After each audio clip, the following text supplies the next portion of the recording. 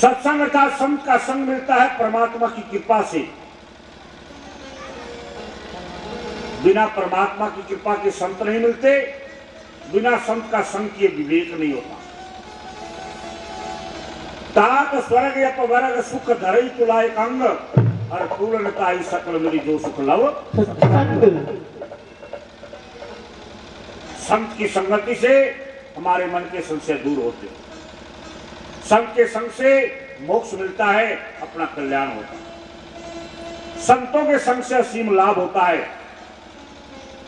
लेकिन हो संत, अब ये आपने देखना है कि संत है या नहीं। क्योंकि महिमा जो गाई है वो संतों की गाई है। मैंने आपको पहले भी बताया, कई बार सत्संगों में मैं आपको यहाँ कपिल बिहार में मेरे सत्संग होते ही रहते हैं, मैं आता ही रहता हूं। तो देखो, बिना कसौटी पर लगाए अगर तुम जो है सोने को खरीदोगे तो क्या होगा? वो पीतल भी हो सकता है।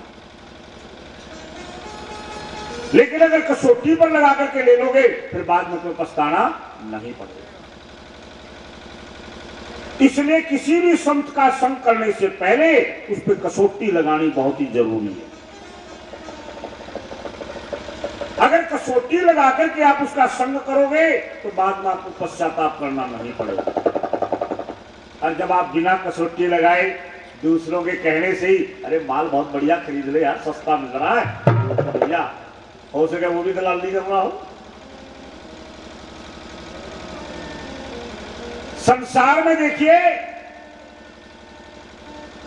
ये कलयुग है।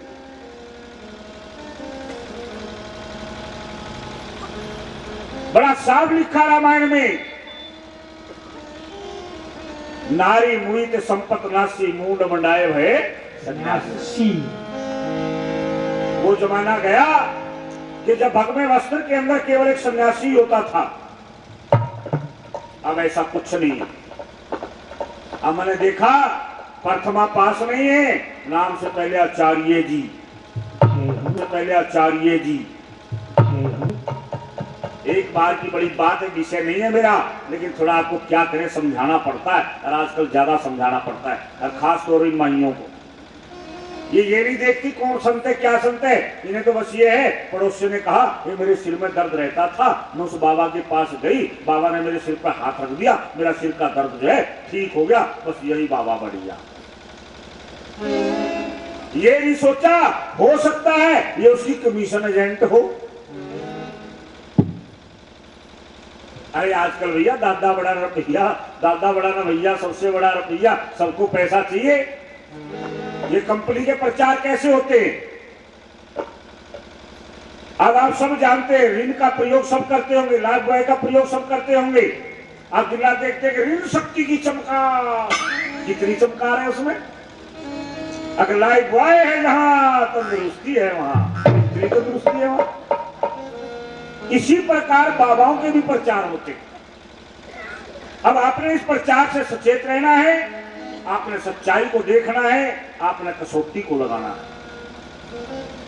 अब देखिए, संत की मैं थोड़ी कसौटी आपको बताना चाहता हूं। संत की कसौटी क्या है? किसी भी संत का संग करने से पहले सबसे पहले उसकी जीभ को देखिए। जीभ, ये भागवत का प्रसंग है। क्योंकि हमने जो है क्या मांगा प्रभु से, अब जो है बेन जो है वो दुष्ट है, दंड है, अभिमानी है, वो संतों को कष्ट देता है। भागवत में लिखा है यथा वेदेषु देवेषु गोसु विप्रेषु साधुषु धर्मे मयि च विद्वेषे सैवयासु वरिष्यति। जिसके मन में वेदों के प्रति, देवताओं के प्रति, गौ ब्राह्मण और संतों के प्रति, धर्म के प्रति विद्वेष उत्पन्न हो जाता है, वो बहुत शीघ्र नष्ट हो जाता है। उस व्यक्ति का नाश अवश्य होता है, उसे कोई नहीं बचा सकता। संतों ने बेन को बहुत समझाया, परंतु बेन ने संतों की बात को अनसुना कर दिया, तो संतों ने श्राप दे दिया, बेन मर गया। संतों ने मंत्र की शक्ति से बेन के शरीर का मंथन करके एक पुरुष को प्रकट किया। उसका नाम पड़ा पृथु महाराज। पृथु की पत्नी का नाम अर्ची है, वो साक्षात लक्ष्मी। पृथु ने देखा सारी दुनिया में काल पड़ा हुआ है, लोग भूख से मर रहे हैं, त्राही त्राही मची हुई है। लोग पृथ्वी में अन्न बोते हैं, पृथ्वी से पैदा नहीं करते। पृथु जी पृथ्वी को मारने के लिए दौड़े, तभी पृथ्वी ने गाय का रूप धारण कर। पृथ्वी ने गाय के रूप में देखते ही पृथु जी रुक गए, क्योंकि शास्त्रों का कथन है गाय अवध्या है। गाय को कभी मत मारो, गाय वंदनीय है, पूजनीय है। पृथ्वी ने गाय का रूप धारण करके कहा, महाराज मुझे मारकर आपको क्या मिलेगा? यदि आज लोग दुखी हैं तो इसका कारण है कि लोग सत्कर्म नहीं करते, यज्ञ नहीं करते। जब मैंने देखा कि दुराचारी लोग मेरे द्वारा उत्पन्न किए हुए धान्य को बिना अग्निहोत्र किए खाए जा रहे हैं, तब मैंने अन्न को अपने अंदर छिपा लिया। अब राजा पृथु ने 100 यज्ञ किए। भगवान राजा पृथु पर बहुत प्रसन्न हुए और बोले, हे राजन, मैं तेरे द्वारा किए गए सत्कर्मों से बहुत प्रसन्न हूं, वरदान मांगो। पृथु ने कहा, प्रभु मेरे मन में कोई कामना नहीं है। भगवान बोले, फिर भी तुम वरदान मांगो। पृथु बोले, महाराज मांगता वो है जिसके पास कुछ ना हो, फिर भी आप देना चाहते हैं तो मुझे ऐसा वर दीजिए कि संतों के मुख से निकलने वाली जो अमृतमयी वाणी है, उस वाणी को सुनने के लिए मेरे अंदर 10,000 कानों की शक्ति है। आपके पास 2 कान हैं, इनका भी सदुपयोग नहीं करते, इनसे भी संतों की वाणी कम और निंदा ज्यादा सुनते हो। लेकिन देखो पृथु कैसा व्यक्ति होगा, वो कहता है कि संतों की वाणी सुनने के लिए मेरे अंदर 10,000 कानों की शक्ति है। इतनी महिमा होगी संतों की। लेकिन संतों की महिमा सुनने से पहले संतों की पहचान सीख लो, कहीं धोखे में ना आ जाओ, क्योंकि आज गली गली घूम रहे हैं, गाना बाती कुर्र तू चेल्ली में गुर्र। इसलिए सावधान, क्योंकि सावधानी हटी और दुर्घटना। तो संत की सबसे पहले जीव देखो। जीव का मतलब जानते हो? ये नहीं किसी बाबा जो कहना, बाबा जी अपना मुंह फाड़िए तेरी जीव देखेंगे। जीव देखने का मतलब है जीव से 2 काम लिए जाते हैं, एक खाने का, एक बोलने का। सबसे पहले आप ये देखिए बोलता क्या है। अगर ये कह दे, देखा मैंने उसका कैंसर ठीक कर दिया, मैंने उसकी नौकरी लगवा दी, उसका व्यापार नहीं चल रहा था, मैंने उसको जो है धागा बना के दे दिया, जंतर दे दिया, उसका बिजनेस चल पड़ा, आंख में इसलिए कह दो ठग्गा है, ठग्गा बाबा जी नहीं है। अरे ये सब काम तो तुम्हारे भाग्य से होंगे, ये काम तो परमात्मा करने वाला है, जो तुम्हारे प्रारब्ध में उससे होंगे। किसी बाबा के पास कुछ नहीं है जो तुम्हारे भाग्य को बदल दे। बाबा जी जो अपनी करनी करके आए, बाबा को भी भोगना पड़ता है, हमें भी अपना भोगना पड़ता है। जब बीमार होते हम भी डॉक्टर की दवाई खाते, तो बताइए तुम्हारा हाथ रखते कैंसर कैसे ठीक कर देंगे? दूसरा, जिसके अंदर जरा सी भी बात बात के अंदर क्या कहेगा, भैया जो कुछ करता है प्रभु करता है, ठीक है भैया तुम्हारा एक कष्ट है, हम तुम्हारे लिए भगवान से प्रार्थना कर देंगे। हम भगवान से प्रार्थना तो कर सकते हैं तुम्हारे दुख को दूर करने के लिए, लेकिन सब तुम्हारे दुख को दूर नहीं कर सकते।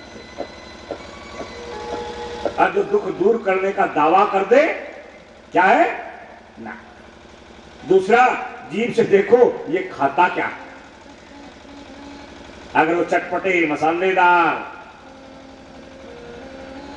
बढ़िया बढ़िया ताकत वाले पदार्थ खाए, देखो संतों का तो सीधा सा होता है कि दाल रोटी खाना, प्रभु के गुण गाना और थोड़ी में मौज बनाना।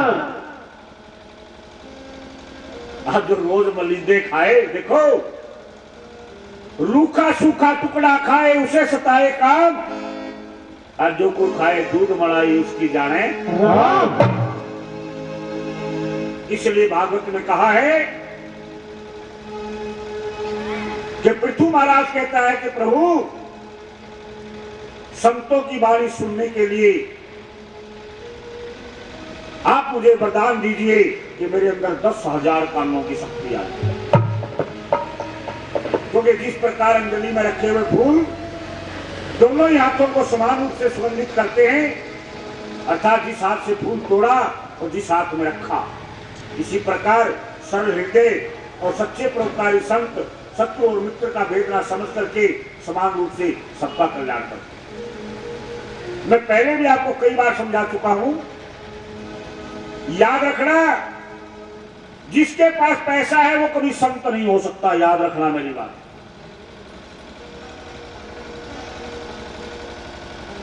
अगर कोई पैसे वाला है और ये कहता है कि मैं संत हूं, ऐसा हो ही नहीं सकता।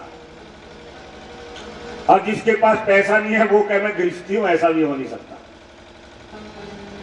जिसके पास पैसा है वो संत नहीं, और जिसके पास पैसा नहीं है वो बेचारा गृहस्थी नहीं। गृहस्थी चलाने के लिए पैसे का होना बहुत जरूरी है, और संताई चलाने के लिए जो है त्याग का होना बहुत जरूरी है। आप लोग दिन रात देखिए, योग के लक्षण पढ़ते हो, भागवत सुनते हो। साधु की पहचान क्या है? उसका त्याग।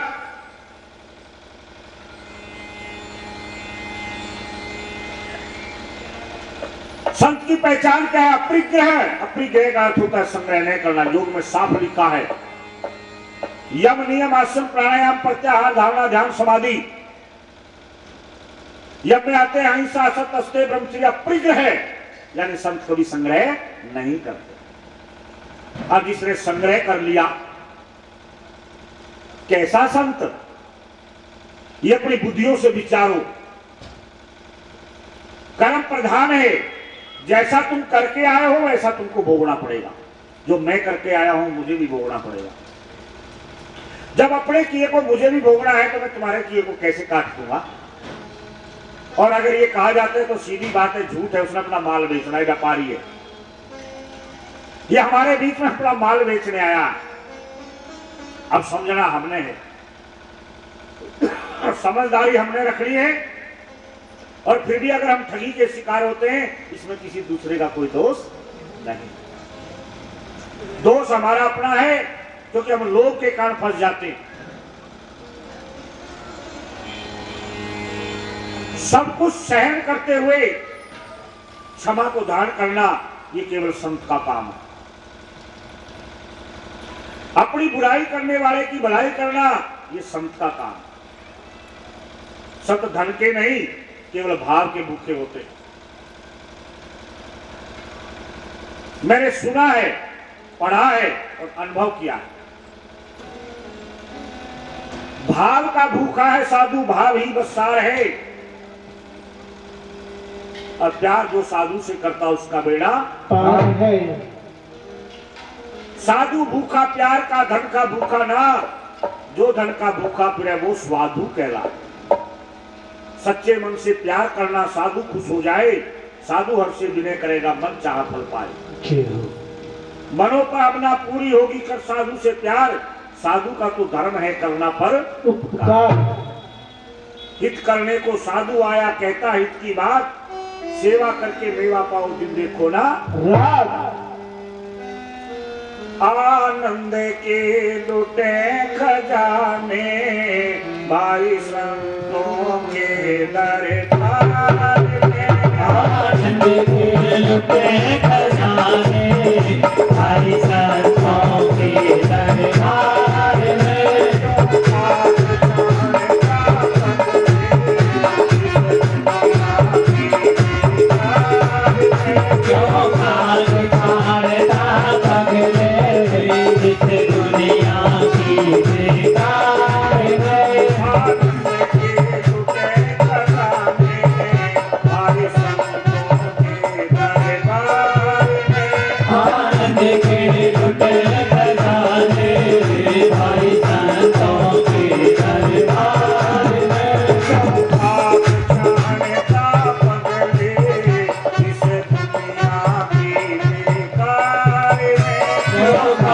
जानता पगले